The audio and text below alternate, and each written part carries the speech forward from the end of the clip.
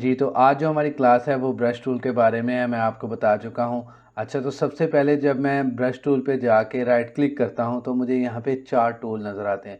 ये चारों ही डिफरेंट तरह के ब्रशेज़ हैं, लेकिन आज जो है वो हम सबसे पहले देखेंगे सिंपल ब्रश टूल को। अच्छा, ब्रश टूल जो है वो उस पे क्लिक करते हैं। अच्छा, इस चीज़ पे ब्रश टूल को स्टडी करने से पहले मैं आपको बताता चलूँ कि यहाँ पे नीचे, अगर इसी बार के नीचे देखा जाए यहाँ, तो मुझे यहाँ पे 2 कलर जो हैं वो नज़र आ रहे होते हैं। ये है जी हमारा फोरग्राउंड कलर, और ये जो वाइट कलर हमें नज़र आ रहा है ये है जी हमारा बैकग्राउंड कलर। अच्छा, ये फोरग्राउंड और बैकग्राउंड कलर क्या होता है? बेसिकली जब हम एडोब फोटोशॉप ओपन करते हैं तो हमें एक कैनवस शो होता है। ये जो हमें अभी शो हो रहा है ये हमेशा वाइट कलर में होगा, और अगर इसके ऊपर हम कोई भी टूल अप्लाई करते हैं तो वो ब्लैक कलर में अप्लाई होगा। क्यों? क्योंकि वाइट पे वाइट होगा तो वो नज़र नहीं आएगा, तो वाइट पे ब्लैक जो है वो नज़र आता है। तो इसलिए एडोब की तरफ से जो है वो हमें 2 कलर मिलते हैं, फोरग्राउंड और बैकग्राउंड। अब ये जो हैं वो चेंजेबल होते हैं। अगर मैंने फोरग्राउंड कलर चेंज करना है, मैंने सिंपली इस पे क्लिक करना है और यहाँ से मैं कोई भी कलर जो है वो अपनी मर्ज़ी से सेलेक्ट कर सकता हूँ, तो वो हमारा फोरग्राउंड कलर हो जाएगा। सेम एज़ इट, अगर मैंने बैकग्राउंड कलर को चेंज करना है तो मैं उसको भी चेंज कर सकता हूँ। अच्छा, बाय डिफ़ॉल्ट ये जो है वो ब्लैक एंड वाइट होते हैं, और यहाँ पे ये जो छोटा सा कलर बार दी हुई है ब्लैक एंड वाइट, इस पे क्लिक करने से वो बाय डिफ़ॉल्ट कलर आ जाएंगे। और ये जो ब्लैक ऊपर है और नीचे वाइट है, हम इसको भी यहाँ से स्विच कर सकते हैं। ठीक है जी। तो इसकी एक शॉर्टकट की भी है। अगर मैं कीबोर्ड से आल्ट और बैक स्पेस इकट्ठा प्रेस करूँ तो फोरग्राउंड कलर आ जाएगा, और अगर मैं कंट्रोल और बैक स्पेस करूँ तो बैकग्राउंड कलर जो है वो आ जाएगा। अच्छा, इन कलर का बताने का मकसद, क्योंकि मैंने ब्रश टूल में कलर यूज़ करना था तो फिर आपको इसका पता होना चाहिए। अच्छा, आप क्लिक करते हैं जी फोरग्राउंड कलर पे, मैं कोई भी कलर अप्लाई करता हूँ जी, तो ब्रश टूल जो है वो मेरा सेलेक्टेड है और ये भी प्लस का साइन है। अगर मैं राइट वाली स्क्वायर ब्रैकेट जो है वो प्रेस करूँ तो ये जो है वो बड़ा हो रहा है, और अगर मैं लेफ़्ट वाली प्रेस करूँ तो ये छोटा होगा। और अगर बिलफर्ज कभी कभार जो है ये आपको कर्सर कुछ इस तरह का दिखाई दे रहा हो, अगर मैं अब ये ब्रैकेट प्रेस कर भी रहा हूँ तो चेंज नहीं हो रहा, तो इसमें यह है कि आपका कैप्स लॉक ऑन है। अगर आप इसको ऑफ करके तो फिर जो है वो आपको यही जो है वो कर्सर नज़र आएगा। ब्रश टूल के लिए हमेशा जो है वो एक नया लेयर क्रिएट करते हैं। उसकी वजह ये कि ब्रश टूल जो है वो हमें एक स्टॉक प्रोवाइड करता है, या फिर अगर आप लोगों ने पेंट यूज़ किया है तो वो पेंट की तरह मतलब हमें एक स्टॉक लगा के दे देता है। मिसाल के तौर पे यहाँ से मैंने ब्लू कलर लिया हुआ है, ये सिंपली मैंने स्टॉक लगा लिया।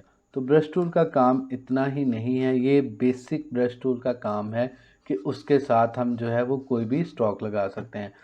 कंट्रोल जेड से मैं ये ख़त्म कर रहा हूँ। ब्रश टूल के साथ अगर मैं स्ट्रेट लाइन लगाना चाहता हूँ तो मैं शिफ्ट प्रेस करके एक तरफ से उसको दूसरी तरफ लेके जाऊँगा तो वो स्ट्रेट लाइन लगेगी, और ये स्ट्रेट लाइन जो है मैं वर्टिकली भी लगा सकता हूँ अगर मैं शिफ्ट प्रेस करके लगाना चाहूँ तो। ठीक है जी। अच्छा, कभी कभार हमें ये लाइन सीधी नहीं चाहिए होती है, हमने थोड़ा जो है वो कर्व करने होते हैं, तो मैं शिफ्ट प्रेस करके क्लिक करूँगा और जहाँ पे ला के छोड़ूंगा वो बिल्कुल स्ट्रेट लाइन लगा रहा होगा। ठीक है जी।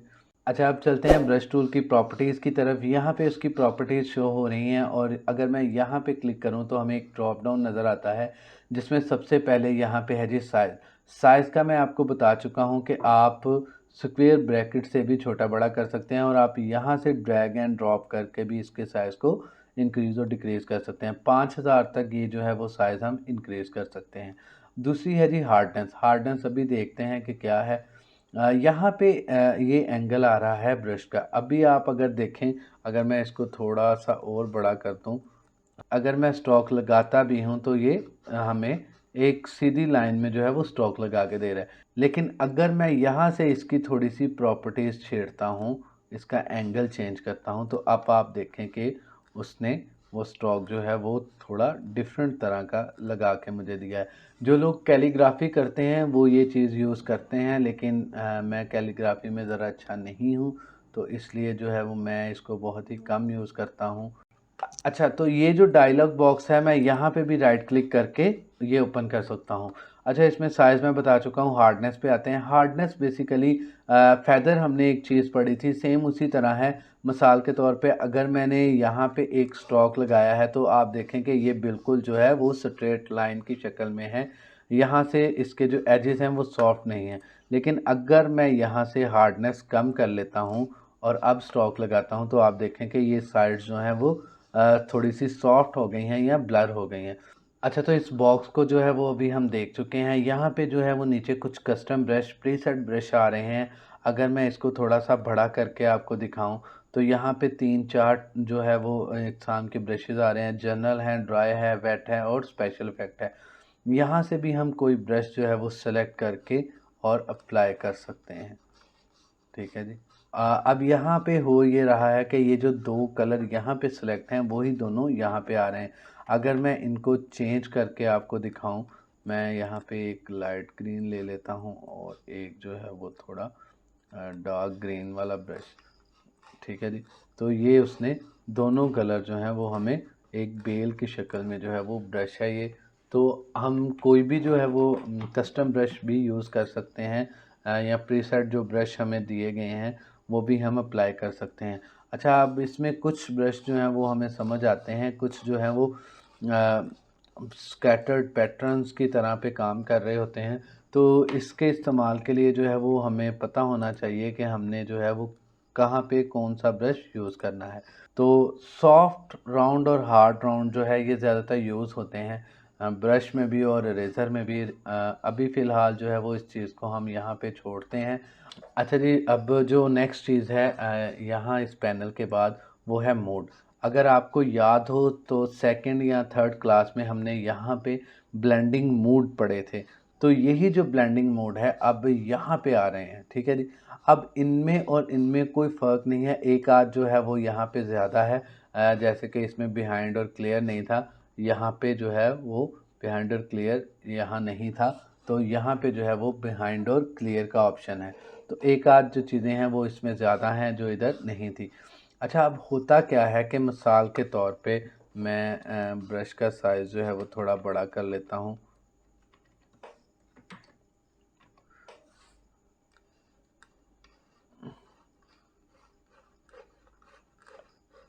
ये मैंने एक स्ट्रोक अप्लाई कर दिया। ठीक है जी।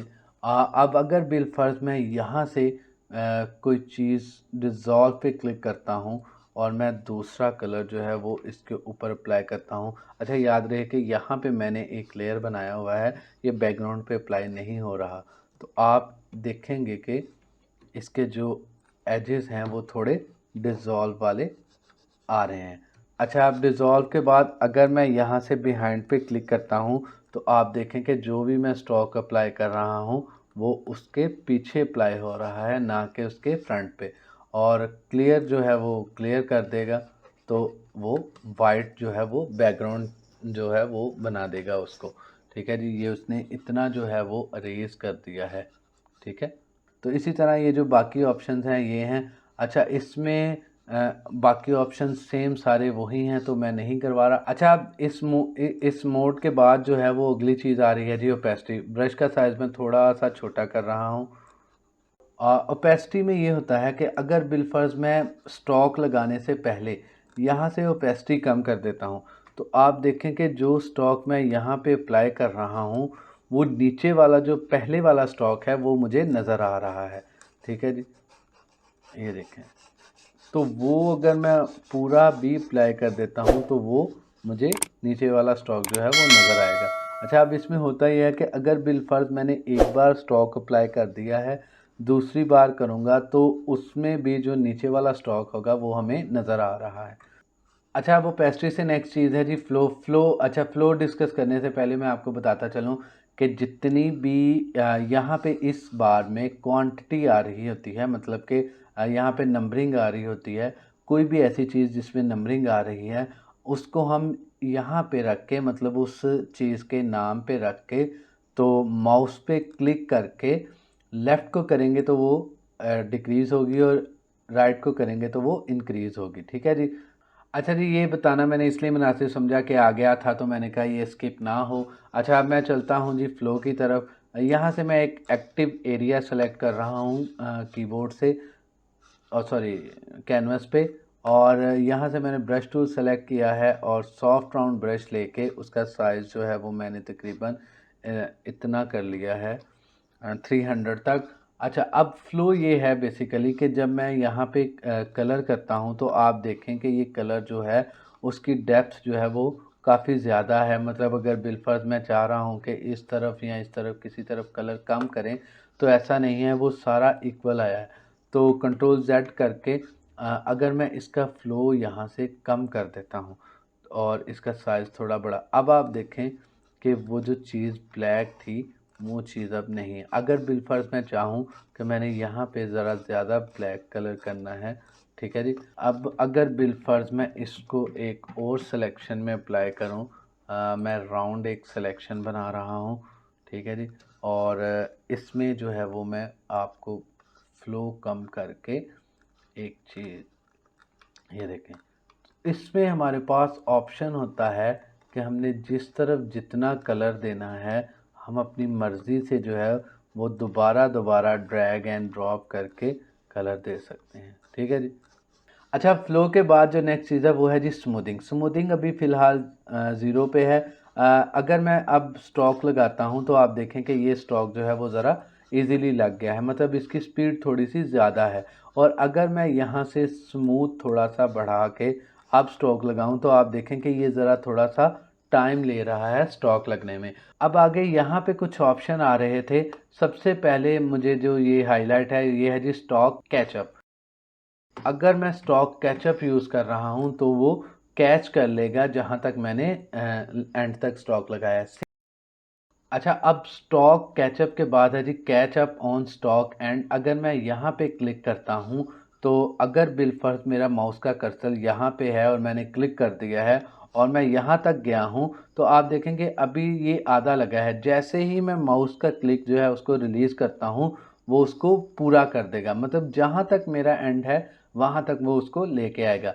अब इसमें तीसरा ऑप्शन यहाँ पे है जी पुल स्ट्रिंग मोड पे। अच्छा, अब पुल स्ट्रिंग मोड में जो ये है कि अगर मैं यहाँ से लगाना शुरू करता हूँ तो मुझे एक ब्लू सर्कल मिलता है और इसका एंड जो है वो ब्लू सर्कल के हाफ तक हो रहा है, तो यहाँ तक ही स्टॉक लगेगा, एंड तक जो है वो स्टॉक नहीं लगेगा, ठीक है। अगर बिलफर्ज मैं यहाँ तक लगा रहा हूँ तो इसने ब्लू का जो हाफ था वहाँ तक स्टॉक लगाया है, ना कि जो स्टॉक का मेरे पास सर्कल था उधर तक। तो ये ब्लू सा एक जो है वो हमें एक और सर्कल दे देता है जिसके सेंटर तक जो है वो स्टॉक अलाइन कर देता है या स्टॉक लगा देता है।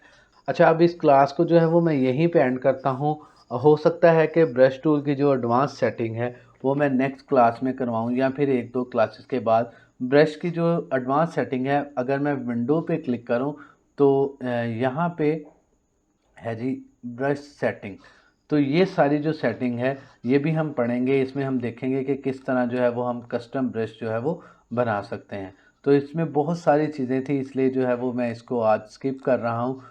नेक्स्ट क्लास में या फिर 1-2 क्लास के बाद जो है वो मैं ये लाजमी करवाऊँगा। आप इस क्लास का जो है वो फीडबैक मुझे लाजमी दीजिएगा।